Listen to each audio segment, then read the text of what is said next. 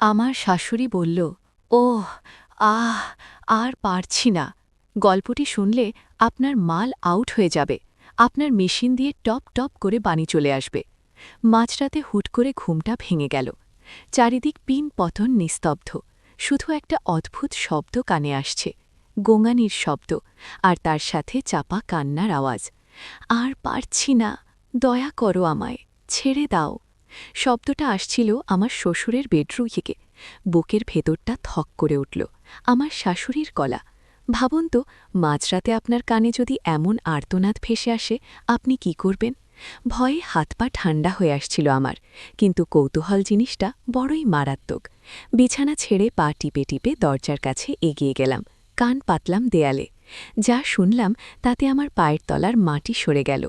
৫৫ বছরের এক বৃদ্ধের ঘর থেকে এমন সব কথা ভেসে আসছিল যা শুনলে যে কোনো সুস্থ মানুষের মাথা ধরে যাবে। কি এমন গোপন রহস্য লুকিয়ে আছে ওই বন্ধ দরজার ওপাশে? কেন আমার শাশুড়ি প্রতি রাতে এমন নরক যন্ত্রণা ভোগ করছেন? এই প্রশ্নের উত্তর খুঁজতে গিয়ে আমি এমন এক সত্যের মুখোমুখি হলাম যা আমার পুরো জীবনটাই ওলটপালট করে দিল। বন্ধুরা, আমার নাম মালতী। বাংলাদেশের এক অজপাড়াগায়ে আমার জন্ম। কপালে সুখ সইবে না বলেই হয়তো জন্মের পর থেকেই দারিদ্র্য আমার পিছু ছাড়েনি। মা ছাড়া দুনিয়ায় আপন বলতে কেউ ছিল না, তাই বিয়ের সময় মায়ের একটাই জেদ ছিল, মেয়ে যেখানে যাবে মাও সেখানেই থাকবেন। শেষমেশ এক সাধারণ পরিবারে আমার বিয়ে হল। স্বামী হামিদ, শাশুড়ি আর শ্বশুরমশাই, এই নিয়ে ছোট্ট সংসার। কিন্তু ওই যে বললাম, সুখ আমার কপালে নেই। বিয়ের মাত্র কয়েক মাসের মাথায় এক সড়ক দুর্ঘটনায় হামিদ আমাদের ছেড়ে চলে গেল। আমার পৃথিবীটা মুহূর্তেই অন্ধকার হয়ে গেল। বিধবা হওয়ার যন্ত্রণা যে কি, তা যার স্বামী নেই সে ছাড়া আর কেউ বুঝবে না। স্বামীর মৃত্যুর পর মাথা গোজার ঠাঁইটুকুও হারালাম। বাধ্য হয়ে মা আর আমি শ্বশুরবাড়িতেই থেকে গেলাম। কিন্তু হামিদের মৃত্যুর পর বাড়ির বাতাস যেন বদলে গেল। আমার শ্বশুরমশাই, যার বয়স তখন ৫৫ ছুঁই ছুঁই, তিনি হুট করেই তৃতীয় বিয়ে করে বসলেন। কিন্তু সমস্যা সেটা ছিল না। সমস্যা শুরু হলো বিয়ের পরদিন থেকে। প্রতিদিন সকালে আমি লক্ষ্য করতাম আমার নতুন সৎশাশুড়ি, যিনি বয়সে আমার চেয়ে খুব একটা বড় নন, রান্নাঘরের কোণে বসে চোখের পানি ফেলছেন। কখনো পেটে হাত দিয়ে ব্যথায় কুঁকড়ে যাচ্ছেন, কখনো বা শূন্য দৃষ্টিতে তাকিয়ে আছেন। তাকে দেখলেই মনে হতো কোনো এক অজানা ঝড়ে তিনি বিধ্বস্ত। একদিন সাহস করে জিজ্ঞেস করলাম, আপা, কি হয়েছে আপনার? শরীর খারাপ? তিনি প্রথমে কিছু বলতে চাইলেন না, লজ্জায় মুখ ঘুরিয়ে নিলেন। কিন্তু আমার জোড়াজুড়িতে তিনি ফিসফিস করে যা বললেন তা শুনে আমি লজ্জায় লাল হয়ে গেলাম। তিনি বললেন, মালতী, তুমিও তো বিবাহিতা ছিলে, তুমি বুঝবে। তোমার শ্বশুর, উনি মানুষ নন, উনি একটা দানব। এই বয়সে এসেও উনার শরীরে যে ১০টা জোয়ান পুরুষের শক্তি, সারাটা রাত উনি আমাকে এক মুহূর্তের জন্য রেহাই দেন না। আমি আর পারছি না বোন, আমার শরীর আর চলছে না। কথাগুলো শুনে আমি পাথর হয়ে গেলাম। আমার নিজের স্বামী হামিদ, যার বয়স ছিল মাত্র ১৮, সে সপ্তাহে ২ বার আমার কাছে এলেই হাঁপিয়ে উঠত। আর সেখানে ৫৫ বছরের একজন বৃদ্ধের এই অবস্থা, এটা কিভাবে সম্ভব? ওনার হাড় মাংস তো বয়সের ভারে দুর্বল হয়ে যাওয়ার কথা। কিন্তু পরবর্তী ১০ দিন ধরে আমি যা দেখলাম তাতে আমার চক্ষু চড়ক গাছ।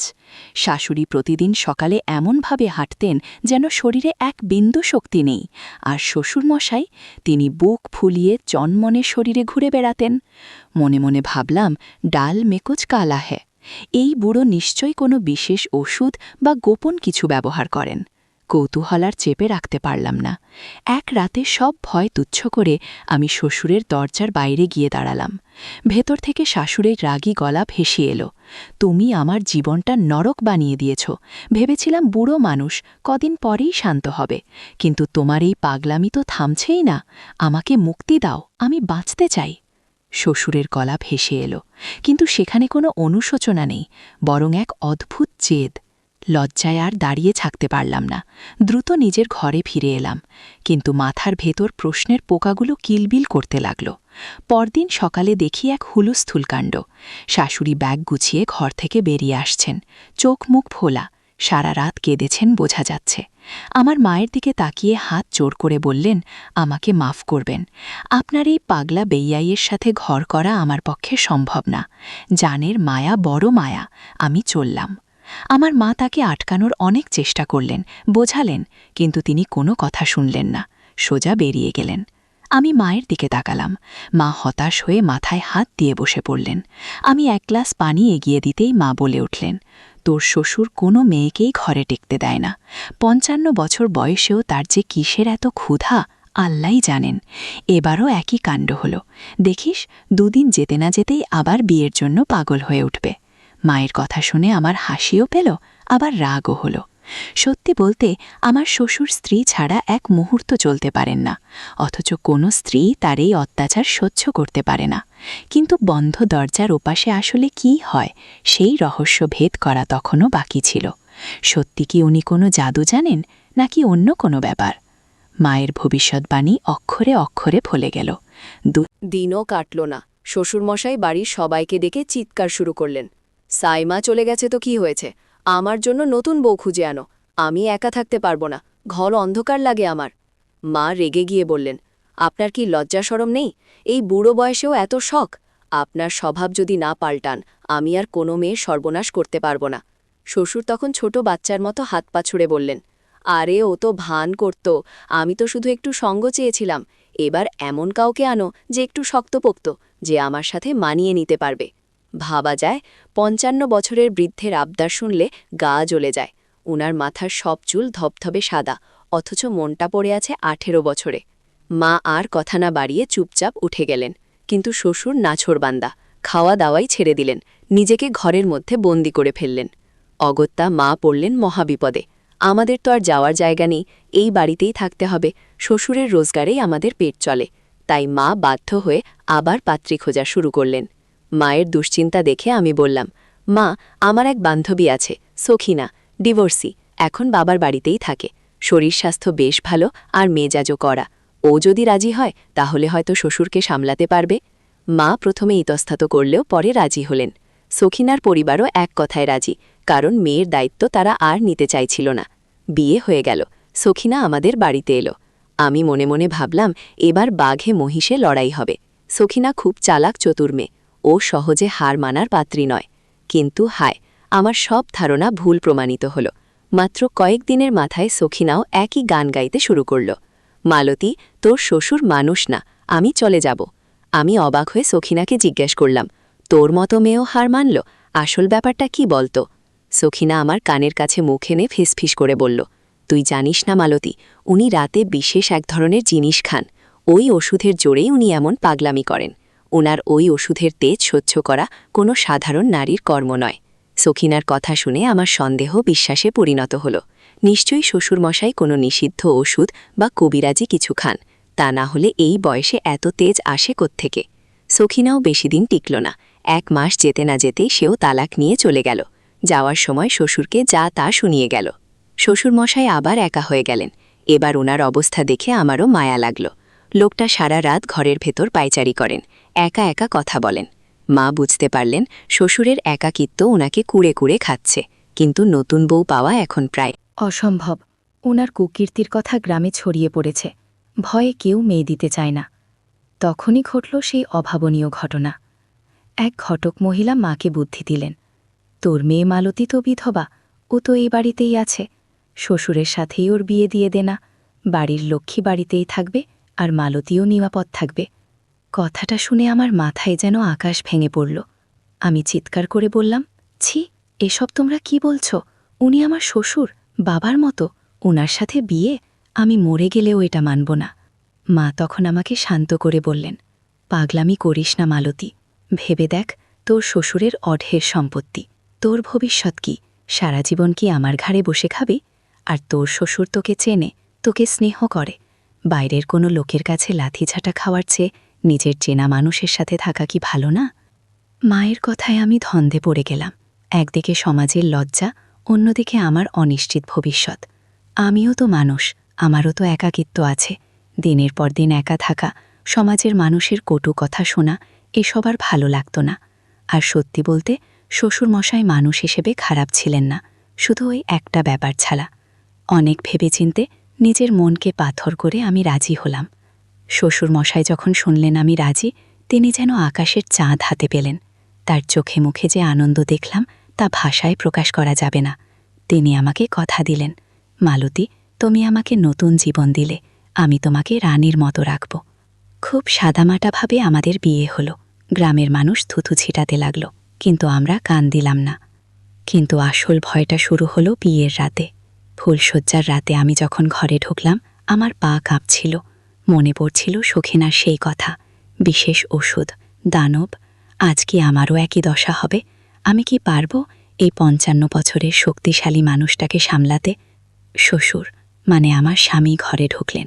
এসে আলমারি খুলে একটা কাগজের খাম বের করলেন। আমার বুকটা ধক করে উঠল। এটাই কি সেই ওষুধ? তিনি খামটা নিয়ে বিছানার পাশে রাখলেন। আমি আর থাকতে না পেরে দৌড়ে গিয়ে খামটা ছো মেরে তার হাত থেকে কেড়ে নিলাম। চিৎকার করে বললাম, আপনার এসব ছাইপাশ খাওয়ার দরকার নেই। আমি জানি এগুলোর জন্যই আগের বউরা বালিয়েছে। আমি আপনাকে এসব খেতে দেব না। উনি অবাক হয়ে আমার দিকে তাকালেন। তারপর মুচকি হেসে খামটা আমার হাত থেকে আলতো করে নিলেন। বললেন, পাগলি মেয়ে, খুলে দেখো তো ওটার ভেতরে কি আছে। আমি ভয়ে ভয়ে খামটা খুললাম। দেখি ভেতরে ভাজা ছোলা আর কিছু মিশ্রি। আমি অবাক হয়ে তাকালাম। তিনি বললেন, ডাক্তার বলেছে বয়সের কারণে আমার চোখের জ্যোতি কমে যাচ্ছে, তাই রোজ রাতে দুধের সাথে এই ছোলা আর মিশ্রি মিশিয়ে খাই। এটা শরীরের জন্যও ভালো, চোখের জন্যও। আমি বোকার মতো দাঁড়িয়ে রইলাম। তাহলে তাহলে সবাই যে বলতো আপনি বিশেষ ওষুধ খান, আপনার অনেক শক্তি। তিনি দীর্ঘশ্বাস ফেলে আমাকে বিছানায় বসালেন। তারপর যে সত্যিটা বললেন তা শোনার জন্য আমি প্রস্তুত ছিলাম না। তিনি বললেন, মালতী, আমার জীবনটা কেটেছে তোমার শাশুড়ির, মানে আমার প্রথম স্ত্রীর সাথে। তার মৃত্যুর পর আমি বড্ড একা হয়ে পড়েছিলাম। আমি শুধু একজন সঙ্গী চেয়েছিলাম, যে আমার একাকিত্ব দূর করবে, আমার সাথে দুটো কথা বলবে। কিন্তু যারা এলো তারা কেউ আমাকে মানুষ ভাবেনি, সবাই দেখেছে আমার টাকা। তিনি একটু থামলেন, তারপর বললেন, আমি প্রত্যেক স্ত্রীকেই বিয়ের পর কিছু টাকা আর গয়না দিতাম, যাতে তারা নিরাপদ বোধ করে, যেমন আজ তোমাকে এই খামটা দিচ্ছি। এই বলে তিনি বালিশের নিচ থেকে একটা মোটা টাকার বান্ডিল বের করলেন। কিন্তু ওরা টাকাটা হাতে পাওয়ার পরেই পালানোর ফন্দি খুঁজত। তারা ভাবত, এই বুড়োর সাথে থেকে কি হবে, তার চেয়ে টাকা নিয়ে পালিয়ে গিয়ে নতুন জীবন শুরু করি। আর পালানোর অজুহাত হিসেবে তারা বাইরে গিয়ে আমার নামে ওইসব নোংরা কথা রটাত, যাতে কেউ তাদের দোষ না দেয়। আমি স্তব্ধ হয়ে গেলাম। তার মানে কোনো অত্যাচার ছিল না, কোনো দানবীয় শক্তি ছিল না, সব ছিল ওই লোভী মেয়েগুলোর সাজানো নাটক। আর আমার মাও কি টাকার লোভে আমাকে এই বিয়েতে রাজি করিয়েছেন? তিনি আমার হাতটা ধরলেন। তার স্পর্শে কোনো কামুকতা ছিল না, ছিল এক অদ্ভুত নির্ভরতা।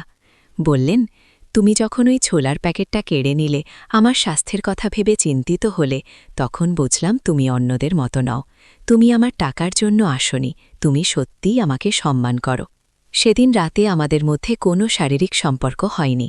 তিনি আমাকে বললেন, তুমি ক্লান্ত, ঘুমিয়ে পড়ো। তিনি আমার মাথায় হাত বুলিয়ে দিলেন, যেমনটা আমার বাবা করতেন। সেই মুহূর্তে আমার সব ভয়, সব জড়তা কেটে গেল। আমি বুঝলাম, এই মানুষটা শরীর খোঁজে না, ইনি খুঁজছেন একটু মমতা, একটু ভালোবাসা। পরদিন সকালে আমি যখন ঘুম থেকে উঠলাম, দেখলাম আমার পৃথিবীটা বদলে গেছে। যে মানুষটাকে আমি দানব ভেবেছিলাম, তিনি আসলে এক নিঃসঙ্গ দেবশিশু। তিনি শুধু চেয়েছিলেন কেউ তাকে বুঝুক। আগের স্ত্রীরা তার সরলতার সুযোগ নিয়ে তাকে লুটেপুটে খেয়েছে, আর সমাজ তাকে বানিয়েছে ভিলেন। এখন আমি আমার ৫৫ বছরের স্বামীর সাথে সংসার করছি। হ্যাঁ, আমাদের বয়সের অনেক তফাৎ, লোকে এখনও আড়ালে হাসাহাসি করে, কিন্তু আমি জানি আমি কতটা সুখে আছি। তিনি আমাকে রানীর মতো রেখেছেন, আমার কোনো আবদার তিনি অপূর্ণ রাখেন না, আর আমিও চেষ্টা করি তার একাকিত্ব দূর করতে। প্রতিদিন বিকেলে আমরা একসাথে হাঁটতে বেরোই, রাতে গল্প করি। বন্ধুরা, এই গল্পটা থেকে আমি একটা জিনিসই শিখেছি। আমরা মানুষের বাইরের রূপ দেখে বা লোকের কথা শুনে বিচার করি, কিন্তু বন্ধ দরজার উপারে সত্যিটা যে সম্পূর্ণ অন্যরকম হতে পারে তা আমরা ভাবিও না। টাকা দিয়ে হয়তো বিছানার সঙ্গী কেনা যায়, কিন্তু মনের মানুষ কেনা যায় না। আর ভালোবাসার কোনো বয়স হয় না। যদি মনটা খাঁটি হয়, তবে ৫৫ বছরের একজন বৃদ্ধ ১৮ বছরের যুবকের চেয়ে অনেক ভালো জীবনসঙ্গী হতে পারেন। আমার এই অদ্ভুত জীবনের গল্প আপনাদের কেমন লাগল? আপনারা কি মনে করেন আমার সিদ্ধান্ত সঠিক ছিল? কমেন্ট করে জানাতে ভুলবেন না। আর হ্যাঁ, গল্পটা যদি আপনাদের মনের কোনো কোণ স্পর্শ করে থাকে তবে লাইক দিয়ে আমাদের পাশেই থাকবেন। পরের ভিডিওতে আবার দেখা হবে নতুন কোনো রোমাঞ্চকর সত্য ঘটনা নিয়ে। ততক্ষণ ভালো থাকুন।